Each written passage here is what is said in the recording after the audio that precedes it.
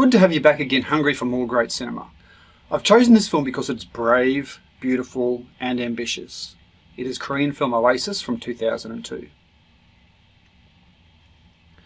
While young in comparison to films we have already featured, it is still a classic, if a largely unknown one.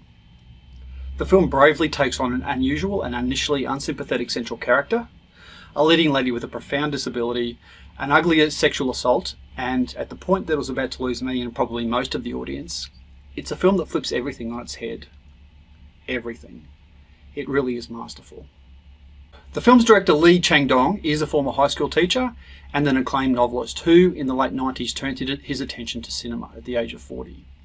It's a good thing he did. And then in 2003, Lee began working as the Minister of Culture in the newly elected Liberal National Government. Clearly, there is little that he cannot do. Lee said, "When I used to write novels, I always wrote for one person who thought and felt the same way as I do. It almost felt like I was writing a love letter to this very specific person who would understand what I'm writing and share the same feelings and thoughts. A film audience is much higher in number and it's much less specific, but I still create films for that certain audience, that certain person who I can communicate with and who would understand these films. If you ask me how many people are in that group and where they are, I honestly can't answer that.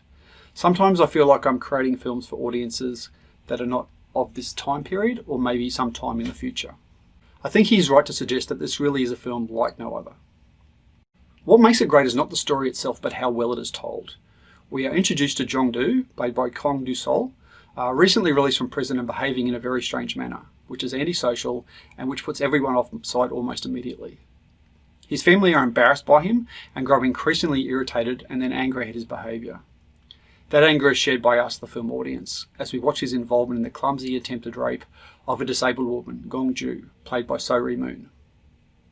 What is truly remarkable is that this film takes Jong-do from this ugly low point to the film's beautiful, heartwarming conclusion. It is the most incredible redemption like nothing else I've ever seen in film.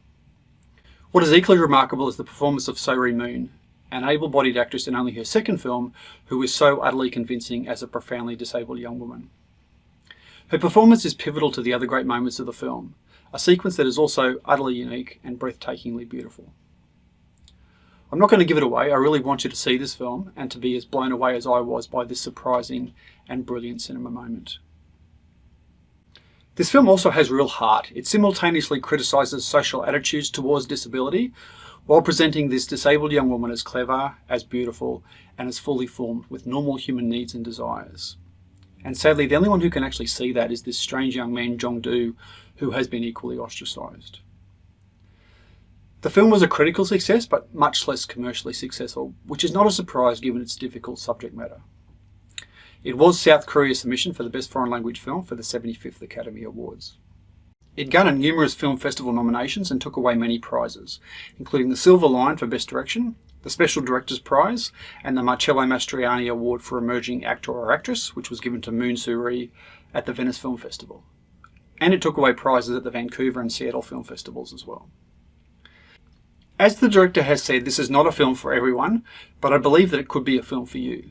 If you are patient, you value difference, you can suspend judgment and disbelief for long enough, if you understand that the world can be cruel and unfair, and if you're happy for the films that you watch to hold up a mirror rather than rose-coloured glasses to our society.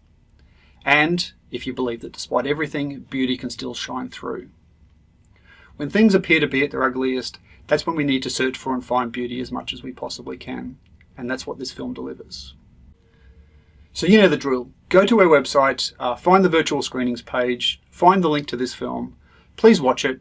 I hope you enjoy it, but regardless of what you think, we'd love you to come back, let others know what you've thought about the film, whether you would recommend it for them, and then we'll see you again in the not too distant future for another classic films review.